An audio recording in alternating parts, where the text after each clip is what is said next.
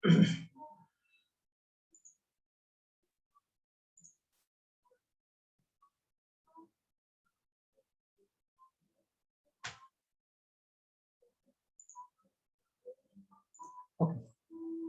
আলাইকুম।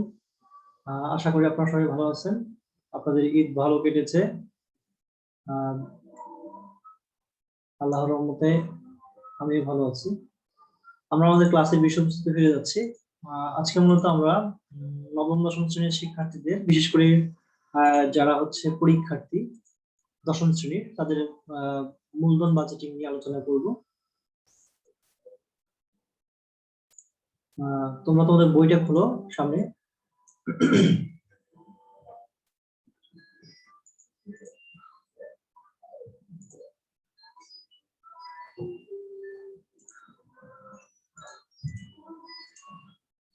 আজকে আমরা ফিনান্স এবং ব্যাংকিং নিয়ে আলোচনা করব। আজকের ক্লাসে তোমাদেরকে স্বাগত জানাচ্ছি আমি মনোহর হোসেন চৌধুরী। আজকে আমাদের পাঠের বিষয়বস্তু হচ্ছে পঞ্চম অধ্যায় মূলধন আয় ব্যয় প্রাক্কলন, মানে অর্থাৎ মূলধন বাজেটিং আমরা যাকে বলবো, মূলধন বাজেটিং। তারপরে হচ্ছে কি প্রথমে আমরা দেখতে পাচ্ছি কি এখানে একটা প্রথমে লেখা আছে বিল্ডিং এর মতো, ইউর কোম্পানি লিমিটেড বা এরকম কিছু। এই কোম্পানিতে তুমি চাইলে তোমরা চাইলে কি করতে পারো, তোমাদের যে নিজস্ব মূলধন আছে অর্থাৎ ইকুইটি ক্যাপিটাল দিয়ে তুমি ফান্ডিং করতে পারো, অথবা তোমার যদি অর্থের প্রয়োজন হয় সেক্ষেত্রে যেটা করতে পারো, সেক্ষেত্রে হচ্ছে তুমি ঋণ করতে পারো। মানে ডেবিট ক্যাপিটাল, ধার করা অর্থ দিয়ে তুমি ঋণ করতে পারো। সেই ধারটা হইতে পারে তোমার আত্মীয় স্বজন থেকে গৃহীত ঋণ, অথবা বন্ধু বান্ধবের কাছ থেকে গৃহীত ঋণ, অথবা হতে পারে যে তোমার ব্যাংক থেকে ঋণ। আমরা দুই ভাবে ফান্ডিং করতে পারি বা মূলধনের যোগান দিতে পারি। এক হচ্ছে নিজের অর্জিত অর্থ দ্বারা, আরেকটা হচ্ছে ধার করা অর্থ দ্বারা। আমরা এই দুই ভাবে কি করতে পারি, আমাদের ফান্ডিং করতে পারি। আশা করি স্ক্রিন দেখা যাচ্ছে। তারপর হচ্ছে আমরা আজকের পার্ট সম্পর্কে যেটা বলবো সেটা হচ্ছে আমরা মূলধন বাজেটিং নিয়ে আলোচনা করবো, যে কিভাবে বা কোন পদ্ধতি অবলম্বন করে বা কি কি ধাপ পেরোলে আমরা মূলধন বাজেটিং করতে পারবো, এই সম্পর্কে বিস্তারিত আলোচনা করবো আজকের ক্লাসে। আজকের ক্লাস থেকে তোমরা যা শিখবে তা হচ্ছে মূলধন বাজেটিং এর ধারণা ব্যাখ্যা করতে পারবে প্রথমত। দ্বিতীয়ত হচ্ছে মূলধন বাজেটিং এর গুরুত্ব বিশ্লেষণ করতে পারবে। সবচেয়ে ভালো হয় তোমরা তোমাদের বইয়ের 49 নম্বর বা 48 পৃষ্ঠা তোমরা যেটা খুলতে পারো, খুলে তোমরা দেখতে পারো। তারপর হচ্ছে কি যেটা করতে পারে, মূলধন বাজেটিং এর বিভিন্ন কৌশল আছে, এই কৌশলগুলো তোমরা চাইলে প্রয়োগ করতে পারবে তোমাদের ব্যবসায়িক প্রয়োজনে। এবং আরেকটা জিনিস করতে পারবে, গড় মুনাফা হার পদ্ধতিতে মূলধন বাজেটিং এর সমস্যার সমাধান করতে পারবে। আমরা মূলত 4টি টপিকস আজকে নিয়েছি, বাকি ক্লাসগুলোতে আমরা বাকি টপিকস নিয়ে আলোচনা করব। আজকে চেষ্টা করব আমরা এই টপিকসগুলো শেষ করতে। প্রথমে আমরা যেটা মূলধন বাজেটিং এর যে সংজ্ঞা আমরা জেনে নিই, সেটা হচ্ছে কি মূলধন বাজেটিং হচ্ছে প্রতিষ্ঠানের দীর্ঘমেয়াদী বিনিয়োগ সিদ্ধান্তের সাথে জড়িত একটি প্রক্রিয়া, মানে ধারাবাহিক অনেকগুলো মানে স্টেপ পার করতে হবে। একটা স্টেপ না, অনেকগুলো স্টেপ পার করতে হবে। তারপরে কি আছে, যেমন হচ্ছে আমরা যদি বলি যে জমি, দালান কোঠা, আসবাবপত্র, যন্ত্রপাতি, এই সমস্ত দীর্ঘমেয়াদী যদি সম্পদ আমরা ক্রয় করি বা কিনে থাকি, সেক্ষেত্রে আমাদের মূলধন বাজেটিং অবশ্যই প্রয়োজন হবে। অথবা আমরা যদি বলি যে না আমরা ক্রয় করবো, আমরা এটাকে কি করবো, প্রতিস্থাপন করবো, আমাদের এক জায়গা থেকে আরেক জায়গায় নেব বা পুনরায় স্থাপন করবো, ছিল এখন এটা অবশ্যই কারণে ক্ষয়প্রাপ্ত হয়েছে, তাহলে আমরা সেক্ষেত্রে কি করতে পারি, এই জিনিসটা প্রতিস্থাপন করার জন্য আমরা কি করতে পারি, মূলধন বাজেটিং করতে পারি। আরেকটা হচ্ছে কি উৎপাদন পদ্ধতির আধুনিক আয়ন যদি আমরা আনি, যে আধুনিক পদ্ধতিতে আমরা উৎপাদন করব, যেমন আগে হাতে কলমে করা হইতো বা ম্যানুয়ালি করা হইতো, কিন্তু এখন কি হচ্ছে কম্পিউটারাইজ পদ্ধতি হবে বা একবারে হাতের স্পর্শ ছাড়াই মেশিনারাইজ দিয়ে হবে। সেক্ষেত্রে আমাদেরকে অবশ্যই মূলধন বাজেটিং করতে হবে। আমরা আগে একটু মূলধন বাজেটিং এর আরেকটা জিনিস জেনে নিই। আমাদের বইতে একটা উদাহরণ দেওয়া আছে, সেটা হচ্ছে কি তিনজন বন্ধুর গল্প ছিল। আমরা এই গল্প সম্পর্কে দীর্ঘদিন জানি। সেটা হচ্ছে কি তিনজন বন্ধু, নাম হচ্ছে আব্দুর রহিম, আব্দুল করিম এবং শঙ্কর। তারা হচ্ছে নতুন ব্যবসা করতে যাচ্ছে। তো তার জন্য আব্দুর রহিম হচ্ছে কি করছে, একটা মুদি দোকানি করবে। তার জন্য ফ্রিজ কেনার চিন্তা করছে, যেহেতু গরম পড়ছে, অতিরিক্ত গরম। সে ভাবলো যে এই অতিরিক্ত গরমে তার দোকানে যদি সে আইসক্রিমের ব্যবসা করে তাহলে তার ব্যবসা অনেক লাভ হবে। এই জন্য সে একটা ফ্রিজ কেনার চিন্তা করছে। এখন তার আরেক বন্ধু সে ছিল কি আব্দুল করিম, সে কি করছে একজন দর্জি দোকানি, সে আগে 6 মাস পূর্বে একটা মেশিন দিয়ে ব্যবসা শুরু করেছে, কিন্তু ঈদ জনিত কারণে তার ব্যবসায় অনেক চাহিদা বেড়ে গেছে, তার আহ, মানে তৈরিকৃত পোশাকের মান ভালো, সেলাইগুলো ভালো, এবং খুব দ্রুত সময়ে কি করতে পারে, গ্রাহকদের সন্তুষ্ট অর্জন করতে পারে, বা গ্রাহকের যে চাহিদা আছে সেই চাহিদা পূরণ করতে সক্ষম। এই জন্য সে কি করছে, আরেকটা যে নতুন যে আধুনিক সেলাই মেশিন আছে তা চালিত না হয়ে মানে বিদ্যুৎ চালিত, সেই বিদ্যুৎ চালিত আরেকটা সেলাই মেশিন কেনার কথা চিন্তা ভাবনা করছে। অপরদিকে তাদের আরেক বন্ধু ছিল শঙ্কর, সে হচ্ছে কি করছে, আহ আহ, কাঠের চেয়ারে যে তার ছিল, ওইখানে চুল কাটতে গিয়ে বিভিন্ন ঝামেলা হতো, এই জন্য সে হচ্ছে হুইল চেয়ারের ব্যবস্থা করতেছে, এবং আধুনিক যে ট্রিমার বলা হয় বা বারবার মেশিন আমরা যদি বলি, বা ট্রিমারই বলা হয়, যে সেটা কিনবে। সেক্ষেত্রে কি হচ্ছে, অবশ্যই তার একটা দীর্ঘমেয়াদী পরিকল্পনা প্রয়োজন এবং দীর্ঘমেয়াদী মূলধন বাজেটিং করার প্রয়োজন, যেহেতু এই সম্পদগুলো সে দীর্ঘদিন প্রতিষ্ঠানে ব্যবহার করবে। তাহলে আমরা বলতে পারি এই যে আব্দুর রহিমের ফ্রেস্কা, আব্দুল করিমের হচ্ছে কি তোমার আধুনিক বা বিদ্যুৎ চালিত সেলাই মেশিন ক্রয় করা, এবং শঙ্করের হচ্ছে গিয়া ইলেকট্রিক ট্রিমার, এই যে কিনা, এগুলো সবগুলো হচ্ছে আমরা বলতে পারি যে কি আছে, দীর্ঘমেয়াদী বিনিয়োগ সিদ্ধান্ত, এবং হচ্ছে এর জন্য কি হচ্ছে, প্রতিষ্ঠানের অর্থায়নের প্রয়োজন। এই অর্থায়নের জন্য আমাদের হচ্ছে মূলধন বাজেটিং করতে হবে। তাহলে এখন আমরা মূলধন বাজেটিং এর গুরুত্বটা একটু জেনে নিই, বা মূলধন বাজেটিং এর আহ আরেকবার জেনে নিই মূলধন বাজেটিং জিনিসটা কি। মূলধন বাজেটিং হচ্ছে প্রতিষ্ঠানের দীর্ঘমেয়াদী বিনিয়োগ সিদ্ধান্তের সাথে জড়িত একটি প্রক্রিয়া। এই প্রক্রিয়ায় প্রতিষ্ঠানের কি হচ্ছে, স্থায়ী সম্পত্তি যেমন জমি, দালান কোঠা, যন্ত্রপাতি, আসবাবপত্র ইত্যাদি ক্রয় থেকে শুরু করে এইসব সম্পত্তির প্রতিস্থাপন, ব্যবসা সম্প্রসারণ, নতুন মেশিন উৎপাদন মানে স্থাপন, উৎপাদনের পদ্ধতি আধুনিকায়ন এবং অন্যান্য বিনিয়োগ সিদ্ধান্তের সাথে কি হচ্ছে এই জিনিসটা জড়িত।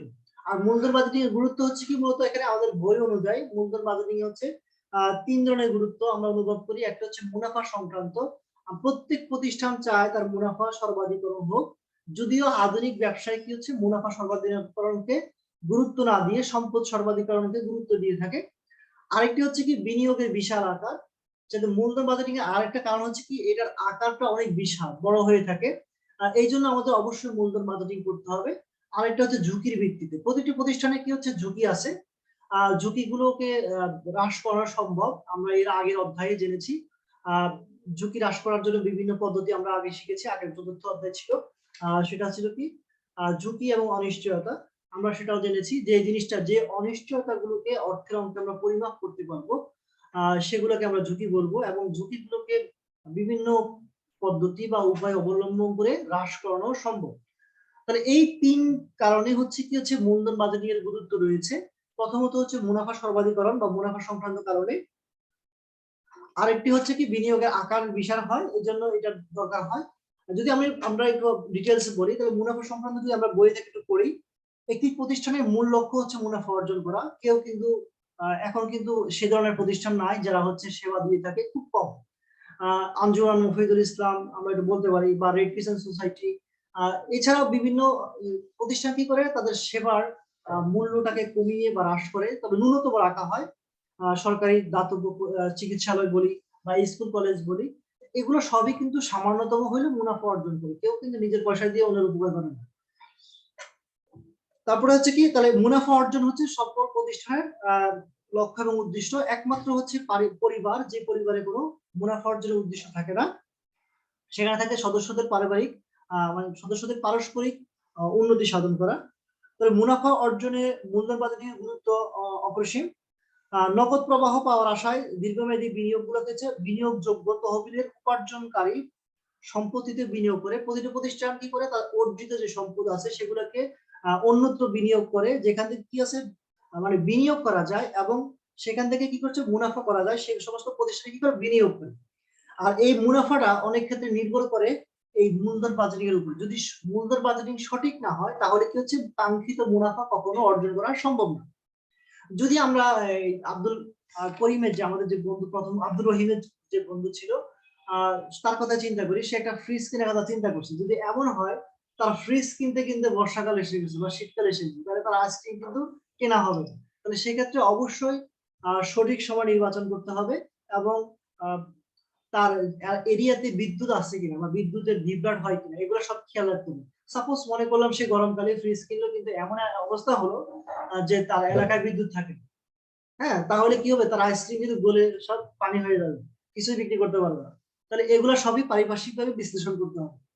তাহলে আমরা যদি বলতে পারবো যে ত্রুটিপূর্ণ বিনিয়োগ সিদ্ধান্ত কারবারটাকে লস করে দেবে, মানে ক্ষতি করবে। এমন কি হতে পারে, কারবারটি বিরূপ সাধনও হইতে পারে এবং আদালত কর্তৃক বিরূপ সাধনও হইতে পারে, অথবা লোকের ভয়ে বা তার বিনিয়োগের লোকসান করে সে নিজেও বিরূপ সাধন করে দিতে পারে। তারপর হচ্ছে কি বিনিয়োগের আকার বিশাল, মানে আকারটা অনেক বিশাল হয়ে থাকে।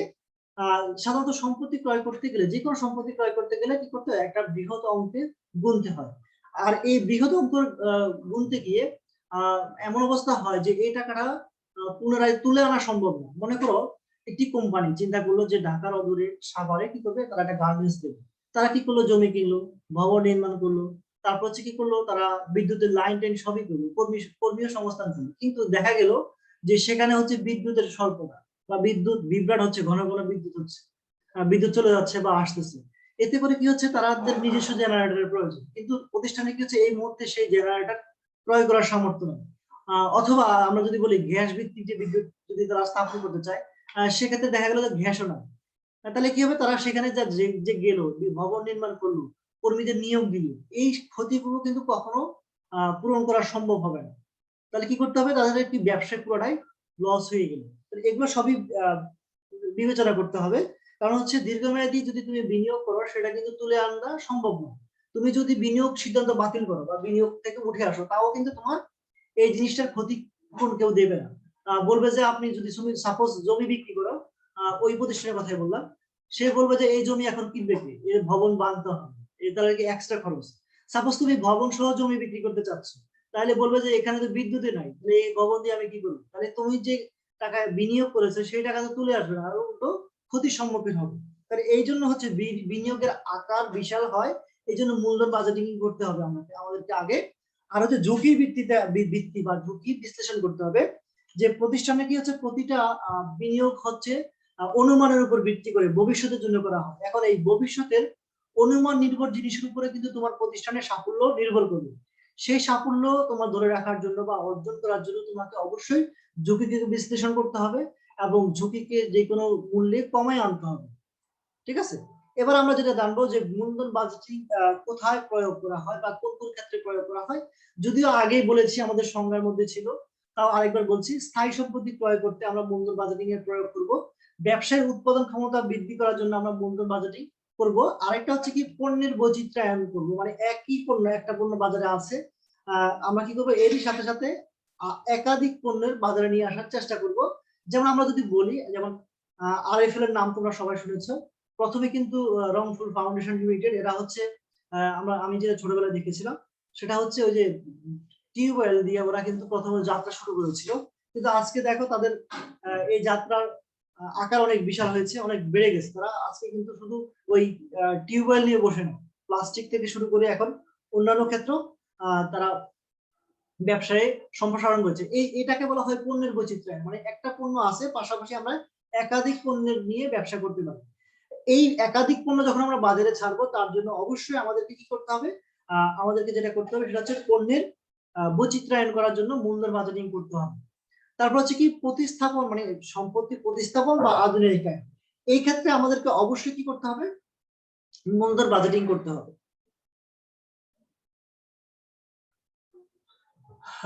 তাহলে হচ্ছে কি, পণ্যের আমরা এটা প্রতিস্থাপন এবং আধুনিকায়ন করা সম্ভব হবে, করার জন্য আমাদেরকে মূলধন বাজেটিং করতে হবে। এবার আসি আমরা কিছু সূত্র বা কিছু জিনিস, বেসিক জিনিস জেনে নিই। আমরা যদি এখানে ব্যবসা করতেছি, আমাদের ব্যবসার ক্ষেত্রে আমরা আয় বলতে বুঝাবো কি, আয় বলতে আমরা বুঝাবো যে বিক্রয় থেকে অর্জিত অর্থকে বুঝাবো। মানে আমরা বিক্রয় করার ফলে প্রতিষ্ঠানে যে নগদ অর্থের আগমন ঘটেছে, সেটাকে আমরা আয় বলবো। আর ব্যয় বলতে যেটাকে বুঝাবো, সেটা হচ্ছে কাঁচামাল ক্রয়, তারপর হচ্ছে গিয়ে কাঁচামাল ক্রয়, কাঁচামালের বিক্রয়জনিত খরচ, অবশ্যই, এবং অন্যান্য যে খরচগুলো আমরা এর আগে অধ্যায়ে জেনেছিলাম। খরচগুলোকে দুই ভাগে ভাগ করা হয়েছে। একটা হচ্ছে গিয়ে তোমার চলতি খরচ, আর একটা হচ্ছে স্থায়ী খরচ। যেমন হচ্ছে স্থায়ী খরচের মধ্যে ছিল বাড়ি ভাড়া, দোকান ভাড়া, এগুলো ছিল আমাদের। তাহলে আয় বলতে আমরা বুঝবো কি, যেটা হচ্ছে বিক্রয়ের ফলে প্রতিষ্ঠানে যে নগদ টাকা আসছে, সেটাকে আমরা আয় বলবো। অর্থাৎ নগদ টাকা আন্তঃপ্রবাহকে বুঝবো, আর ব্যয় বলতে নগদ বহিঃপ্রবাহকে বোঝাবো। তাহলে এখন আমরা মুনাফার সূত্রটা একটু জেনে নিই। সেটা হচ্ছে কি, আয় থেকে ব্যয় বাদ দিলে মোট মুনাফা পাওয়া যাবে। এটা আমরা হিসাব বিজ্ঞানও করেছিলাম। আমাদের হিসাব বিজ্ঞানে এটা ছিল, এরকম ছিল। সেটা হচ্ছে বিক্রয় বা নেট বিক্রয় থেকে বিক্রিত পণ্যের ব্যয় বাদ দিলে মোট মুনাফা পাওয়া যাবে। আর এখানে ফিনান্সের ভাষায় বলা হয়েছে আয় থেকে ব্যয় বাদ দিলে মোট মুনাফা পাওয়া যাবে। জিনিসটা কাছাকাছি। এবং আরেকটা কথা বলা হয়েছে কি, মোট মুনাফা থেকে কর বাদ দিলে নেট মুনাফা পাওয়া যাবে। এটা হচ্ছে ফিনান্সে।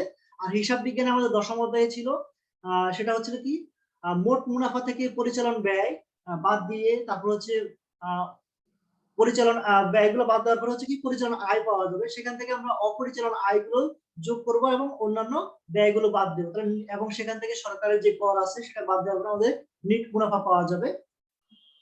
এবং এখানে আরেকটা কথা বলা আছে, সেটা হচ্ছে নিট মুনাফার সাথে অবচয় যোগ করলে আন্তঃপ্রবাহ পাওয়া যাবে। তাহলে এখন যেহেতু আমরা ফিনান্স নিয়ে আলোচনা করছি, তাহলে আমরা হিসাব বিজ্ঞানের ধারণাটা আপাতত স্টপ রাখি। আমরা যেটা ফিনান্সে করব সেটা হচ্ছে আয় থেকে ব্যয় বাদ দিলে মোট মুনাফা পাওয়া যাবে, আর মোট মুনাফা থেকে কর বাদ দিলে নিট মুনাফা পাওয়া যাবে। আর নিট মুনাফার সাথে অবচয় যোগ করব, শুধুমাত্র অবচয়টাকে আমরা যোগ করব, তাহলে আমাদের প্রতিষ্ঠানের নগদ আন্তঃপ্রবাহটা আমরা পেয়ে যাব। এখন আমরা মূলধন বাজেটিং এর যে পদ্ধতি আছে এই পদ্ধতিগুলো সম্পর্কে জানি। তোমাদের বইতে 4টা পদ্ধতি দেওয়া আছে। একটা হচ্ছে গড় মুনাফা হার পদ্ধতি, আরেকটা হচ্ছে ফে ব্যাক সময় পদ্ধতি। এই দুটো পদ্ধতি অত্যন্ত সহজ। তোমাদের বইতে এই দুটি পদ্ধতি দেওয়া আছে। পরবর্তী লেভেলে তোমরা যখন উঠবে তখন তোমরা আরো দুটি পদ্ধতি পাবে। সেটা হচ্ছে নিট বর্তমান মূল্য পদ্ধতি এবং হচ্ছে কি আরেকটা হচ্ছে আভ্যন্তরীণ মুনাফা হার পদ্ধতি। এই 4টি পদ্ধতি আছে, তার মধ্যে আমরা দুটি পদ্ধতি নিয়ে আলোচনা করব। প্রথমত হচ্ছে গড় মুনাফা হার পদ্ধতি। এই পদ্ধতিটা হচ্ছে কি এরকম, বই থেকে যদি পড়ি। আরেকটা কথা, তোমাদের এই যে আভ্যন্তরীণ মুনাফা হার পদ্ধতির এটা কিন্তু পরীক্ষায় বারবার নবীর থেকে আসে। সেটা হচ্ছে internal rate of return method. এটাকে সংক্ষেপে বলা হয় আইআরআর। এটাকে কিন্তু হিসাব বিজ্ঞানে অন্যরকম দেওয়া আছে, ফিনান্সের এই অধ্যায়ে এরকম দেওয়া আছে। ঠিক আছে? তো তোমরা এই জিনিসটাকে ভালোভাবে মুখস্থ করা বা তোমাদের মনে রাখা, যা করা দরকার করে ফেলো। অভ্যন্তরীণ মুনাফা হার পদ্ধতিকে সংক্ষেপে বলা হয় আইআরআর। এটা বহুবার বহু নির্বাচনী প্রশ্নে এসেছে। এখন আমরা গড় মুনাফার পদ্ধতি নিয়ে আরেকটু আলোচনা করি। গড় মুনাফার পদ্ধতি হচ্ছে কি, প্রত্যাশিত নগদ প্রবাহের পরিবর্তে প্রত্যাশিত মুনাফাকে বিবেচনা করা হয়। প্রত্যাশিত বার্ষিক গড় মুনাফাকে গড় বিনিয়োগ দিয়ে ভাগ করলে গড় মুনাফা হার পাওয়া যাবে। এই অঙ্কগুলো অনেক সহজ, তোমাদেরকে ঘাবড়ানোর কিছু নেই, একেবারে সহজ অঙ্ক, কোনো ঝামেলা নেই। তাহলে হচ্ছে কি, আমরা যেটা বলবো, গড় মুনাফার পদ্ধতিতে প্রত্যাশিত নগদ প্রবাহ আমরা যেটা প্রত্যাশা করব, সেই প্রত্যাশিত নগদ প্রবাহের পরিবর্তে মানে নগদ প্রবাহকে বিবেচনা না করে প্রত্যাশিত যে মুনাফা আছে সেটাকে বিবেচনা করা হবে। আর প্রত্যাশিত যে বার্ষিক গড় নিট মুনাফা বের হবে, অর্থাৎ গড় তোমরা বের করতে পারো, যে আমাদের যে মুনাফা আছে সেটাকে যোগ করে মোট বছর সংখ্যা দ্বারা ভাগ করলে সেটা গড় হয়ে যাবে। তাহলে প্রত্যাশিত বার্ষিক গড় মুনাফাকে গড় বিনিয়োগ দিয়ে ভাগ করলে আমাদের কি পাবো, আমরা গড় মুনাফা হার পেয়ে যাবো। আর এই গড় বিনিয়োগের বেলায় আমরা 2 দিয়ে ভাগ দিব, মোট বিনিয়োগকে আমরা 2 দিয়ে ভাগ দিব, তাহলে আমাদের গড় বিনিয়োগ বের হয়ে যাবে। এই পদ্ধতিতে প্রতি বছর প্রত্যাশিত মোট মুনাফাকে বছরের সংখ্যা দিয়ে ভাগ করলে গড় মুনাফা পাওয়া যাবে, এবং বিনিয়োগকে 2 দ্বারা, বছরের সংখ্যা না 2 দ্বারা যদি আমরা ভাগ করি তাহলে আমাদের কি হচ্ছে, আমরা গড় বিনিয়োগ পাবো। বইতে সূত্র দেওয়া আছে, গড় মুনাফা হার পদ্ধতির সূত্র হচ্ছে গড় নিট মুনাফা ডিভাইডেড বাই হচ্ছে গড় বিনিয়োগ ইনটু 100। এখন আসো সিদ্ধান্ত নীতি, যেটা সবচেয়ে গুরুত্বপূর্ণ। সিদ্ধান্ত নীতিগুলো তোমাদেরকে দেখতে হবে যে একাধিক প্রকল্প থাকলে কোন প্রকল্পে তোমার বিনিয়োগ করাটা লাভজনক হবে। তাহলে গড় মুনাফা হার পদ্ধতি যত বেশি হবে তত প্রতিষ্ঠানের জন্য ভালো, অর্থাৎ যেটা সবচেয়ে বেশি থাকবে সেখানে আমরা বিনিয়োগ করবো। আর আরেকটা জিনিস হচ্ছে মনে রাখবা, দেবেন কম নেবেন বেশি। যদিও নগদের অ্যাডভার্টাইজ, কিন্তু এটা আমরা হিসাব বিজ্ঞান এবং ফিনান্সে খুব বেশি ব্যবহার করে আসছিলাম সে অনেক মানে আগে থেকে। ফিনান্স যেদিন তোমাদের বইতে মানে পাঠ্য বই অন্তর্ভুক্ত হয়েছে সেদিন থেকে কিন্তু আমরা এটা বলি। বিশেষ করে এই অঙ্কের বেলায় আমরা এটা বলে থাকি, দেব কম নেব বেশি। যেখানে আমাদের কম দেওয়া লাগবে আমরা সেখানে কম দেব, এবং যেখান থেকে আমাদের বেশি রিটার্ন আসবে সেখানে আমরা বিনিয়োগ করব। তাহলে এই জিনিসটা এখানে আছে। ব্যাংক থেকে ঋণ নিয়ে যদি প্রকল্পে অর্থায়ন করা হয় তাহলে ব্যাংকের একটি চাহিদা থাকে, সেটা হচ্ছে সুদ। তাহলে এই গড় মুনাফার হারের সুদ অপেক্ষা যদি কম হয় তাহলে ঋণ পাওয়া যাবে না। এমত অবস্থা প্রকল্পটি গড় মুনাফা হার বেশি বেশি গ্রহণযোগ্য হবে। যদি কিছু মুনাফা অধিকতর হয় তাহলে গ্রহণযোগ্য হবে। প্রত্যেক কার থেকে? সুদ থেকে। সুদের থেকে যদি বেশি হয় তাহলে আমরা ওই প্রকল্প গ্রহণ করব। আর কোন কোন কোম্পানির ক্ষেত্রে গড় মুনাফার একটি সর্বনিম্ন হার আগে থেকে নির্ধারণ করা থাকে, যেটাকে আদর্শ মান বলা হয়। সে আদর্শ মান থেকে যদি বেশি হয় প্রকল্প গ্রহণীয়, কম হইলে বর্জনীয়, সোজা হিসাব। তারপরে কি আছে, একাধিক প্রকল্পের ক্ষেত্রে কি যে বর্ণিত যে উপরে যে নীতিগুলো আছে সেগুলো ক্রম অনুসারে সাজাতে হবে এবং মূলধন যদি পর্যাপ্ত থাকে, বেশি থাকে আমার কাছে, তাহলে আমরা প্রথমে যেটা বেশি সেটা, তারপরে দ্বিতীয় মানে ফার্স্ট সেকেন্ড যেটা আর কি, প্রথম দিক থেকে সেকেন্ড তাকে বিনিয়োগ করব, তারপরে যদি থাকে তাহলে আমরা বাকি প্রকল্পে বিনিয়োগ করব। আচ্ছা, এখন আমরা দেখব মোট মুনাফা বের করার জন্য আমরা যদিও আলোচনা করেছি বিক্রয় থেকে চলতি ব্যয়, স্থায়ী ব্যয় এবং অবচয় বাদ দিলে আমাদের মোট মুনাফা বের হবে। জিনিসটা কিন্তু ফিনান্সের জন্য প্রযোজ্য, হিসাব বিজ্ঞানের জন্য না। মোট মুনাফা হচ্ছে কি, বের করব বিক্রয় বিয়োগ চলতি ব্যয় বিয়োগ স্থায়ী ব্যয় বিয়োগ অবচয়। আর নিট মুনাফা হচ্ছে কি, নিট মুনাফা থেকে শুধুমাত্র, কেবলমাত্র এবং একমাত্র কর বিয়োগ যাবে, আর কোনো কিছু বাদ যাবে না। আর নিট মুনাফার সূত্র হচ্ছে বিক্রয় থেকে কি হচ্ছে, চলতি ব্যয়, স্থায়ী ব্যয় এবং অবচয় এবং কর, এগুলো সবই কি হচ্ছে একবার টোটাল বাদ যাচ্ছে। মানে এই জিনিসটা গর্ধিত রূপ, আর কিছু নেই এখানে। আচ্ছা, এখানে আর কিছু নাই, আমরা গড় মুনাফা তো বের করতে পারি। মোট নিট মুনাফাকে যোগ করব এবং সেখানে বছর সংখ্যা দ্বারা ভাগ করব, আর বিনিয়োগকে আমরা 2 দ্বারা ভাগ করব, তাহলে আমাদের এটা বের হয়ে যাবে। আচ্ছা, যেহেতু সময় খুব কম, আমরা মূল্যায়নে চলে যাই। মূল্যায়নে মূলধন বাজেটিং কি, তোমাদের মধ্যে দুজনেই তো আছো, বলতে পারবে কেউ মূলধন বাজেটিং জিনিসটা কি? No response. আচ্ছা, বাড়ির কাজে চলে যাই। না, বাড়ির কাজ দেবো না, আমরা বলা চেষ্টা হাজিরা ডেকে।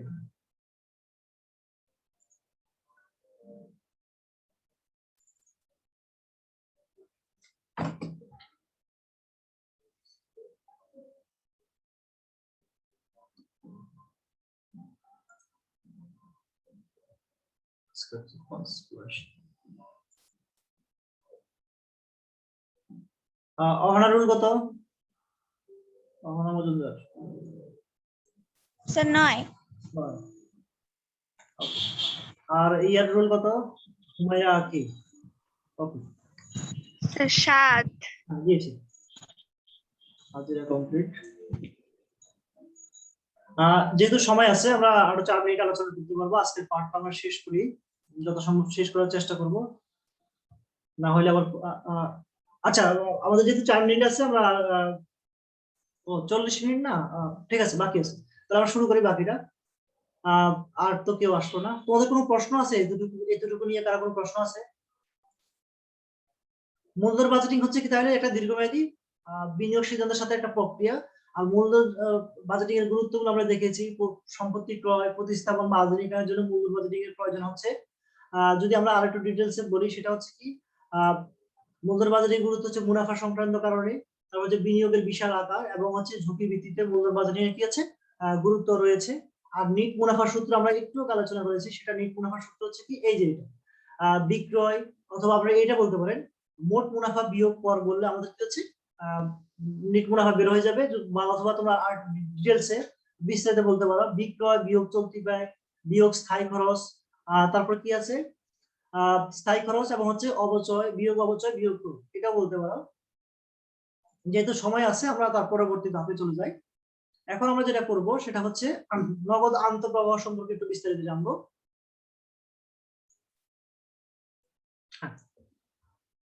তাহলে হচ্ছে কি, নগদ আন্তঃপ্রবাহ নিট মুনাফার সাথে অবচয় যোগ করলে হচ্ছে যে অর্থ পাওয়া যাবে সেটাকে আমরা নগদ আন্তঃপ্রবাহ বলবো। সিদ্ধান্ত নীতি আছে এই ক্ষেত্রে, একটা সিদ্ধান্ত নীতি হচ্ছে একাধিক প্রকল্পের মধ্যে যে প্রকল্পের গড় মুনাফা হার বেশি হবে সেই প্রকল্পটা কি হচ্ছে গ্রহণযোগ্য হবে। তাহলে আমি আবারও বলছি, সিদ্ধান্ত নীতিটা খুব গুরুত্বপূর্ণ, কারণ আপনাকে একাধিক প্রকল্প দেওয়া থাকবে, সেই একাধিক প্রকল্পের মধ্যে আপনার কাঙ্ক্ষিত প্রকল্পকে আপনার বাছাই করতে হবে। সেক্ষেত্রে হচ্ছে যে প্রকল্পের গড় মুনাফা হার বেশি হবে সেই প্রকল্পটাকে আপনার গ্রহণ করতে হবে। তারপর আছে এখানে আমরা একটা কাজ করব, অঙ্কের মাধ্যমে শিখবো। এখানে একটা অঙ্ক দেওয়া আছে, সেটা হচ্ছে কি, ব্যবসায়ী সুমন সাহেব একটি নতুন ডিজাইনের জুতা উৎপাদনের লক্ষ্যে একটু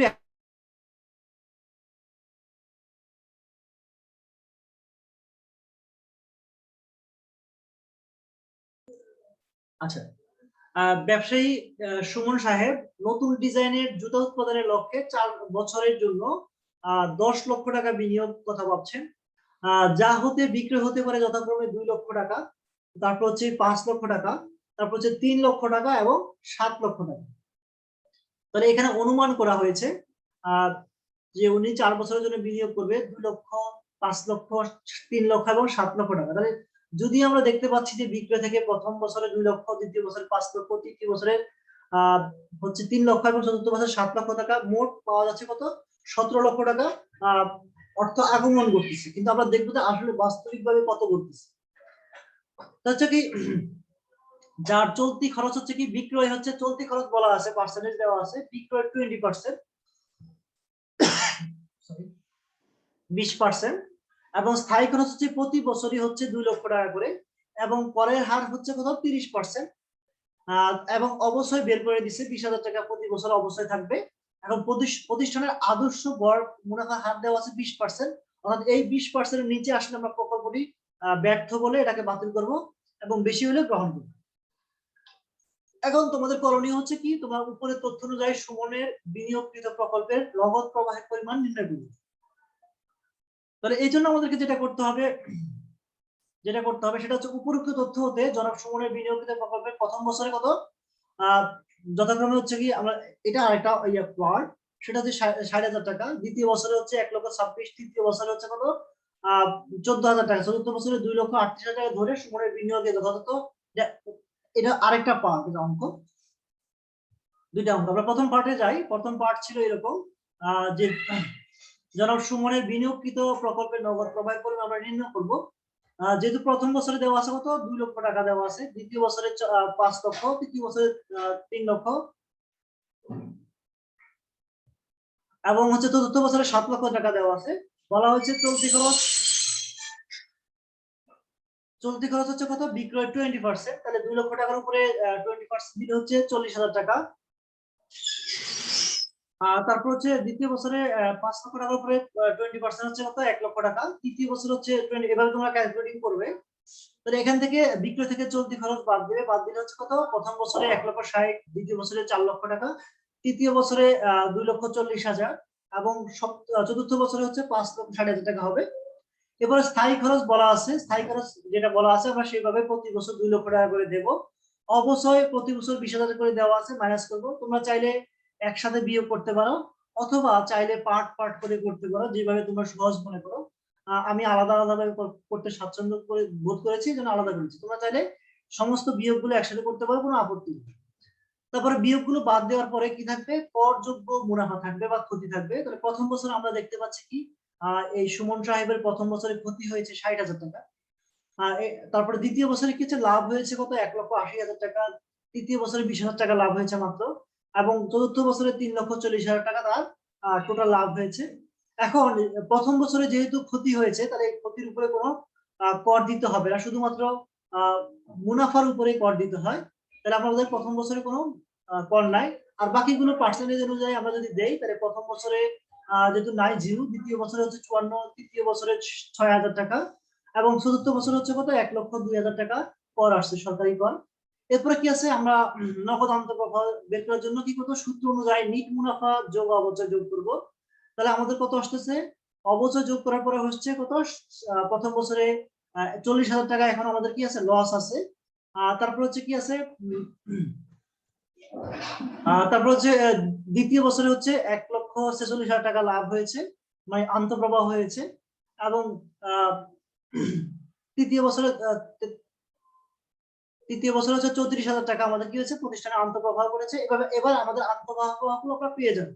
এবারে বাকি কাজ হচ্ছে কি আমাদের যোগ করা, মানে গড় নির্ণয় করা। তাহলে আমরা প্রথমে সূত্র করি, আমরা এটা লিখতে পারি যে নিট মুনাফা ক্ষতি যথাক্রমে প্রথম বছরে 60,000 টাকা লস ছিল, দ্বিতীয় বছরে এত, তৃতীয় বছর এবার দেখা দিলাম।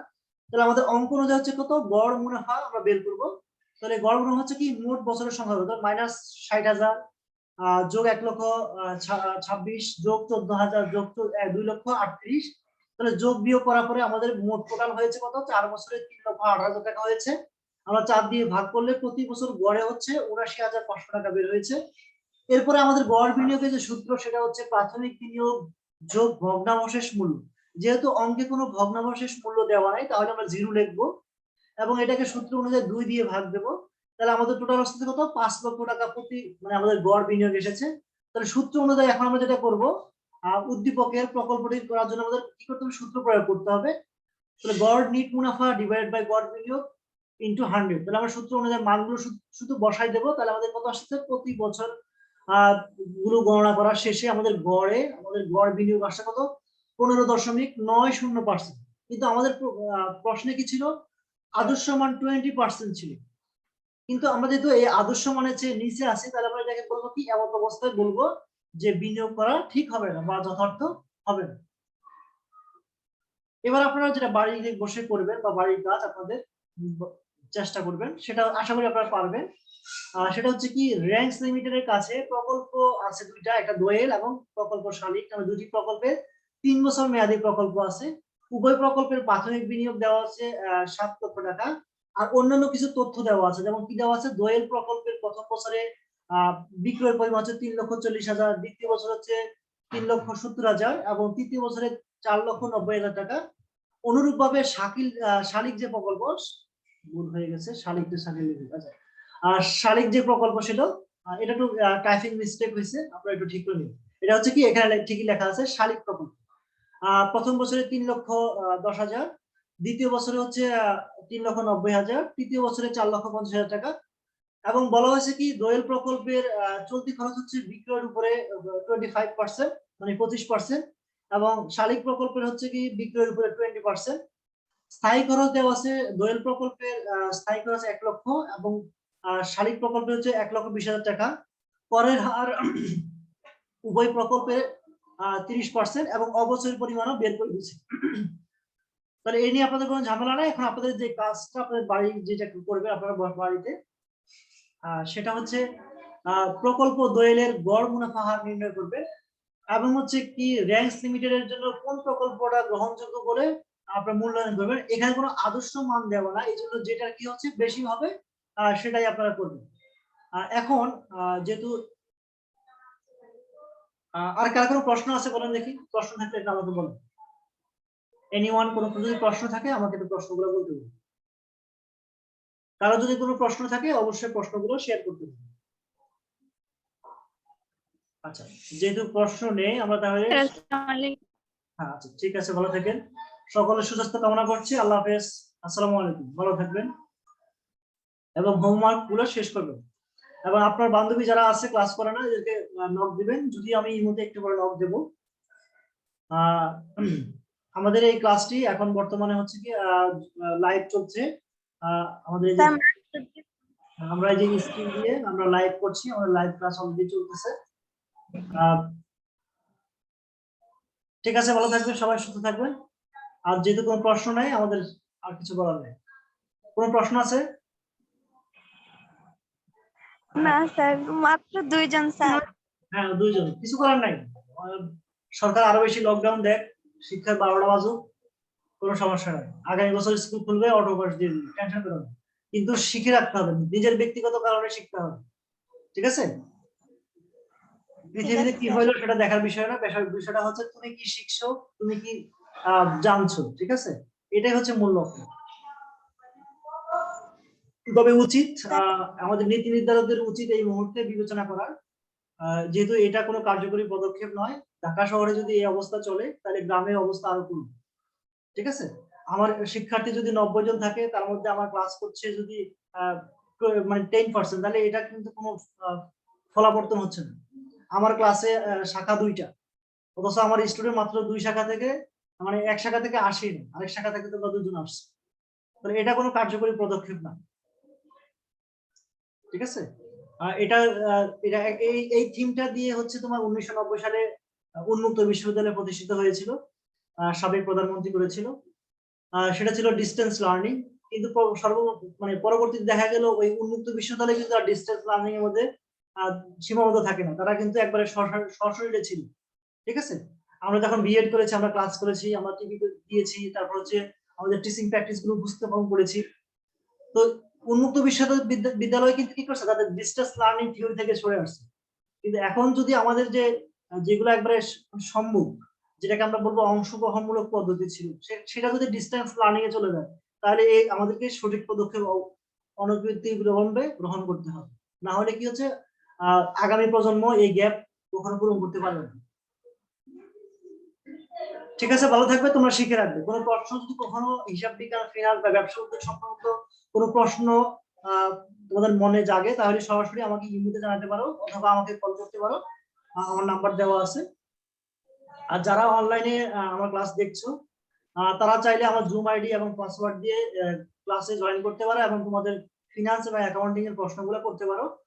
আমাদের এই ক্লাসগুলো হচ্ছে, যেহেতু পাসওয়ার্ড দেওয়া আছে, আমি আবারও তোমাদেরকে দেখাচ্ছি। আমার জুম আইডি এবং পাসওয়ার্ড এখানে আমার দেওয়া আছে। তোমরা যদি চাও এখানে জুম আইডি এবং পাসওয়ার্ড দিয়ে আমার সাথে ক্লাসে অ্যাড হইতে পারো। তোমাদের যে কোনো প্রশ্ন হিসাব বিজ্ঞান ফিনান্স সম্পর্কে আমি অবশ্যই উত্তর দেওয়ার চেষ্টা করব ইনশাআল্লাহ। তো সেই পর্যন্ত সবাই ভালো থাকবে, সুস্থ থাকবে। আসসালামু আলাইকুম। আসসালামু আলাইকুম। ওয়ালাইকুম আসসালাম।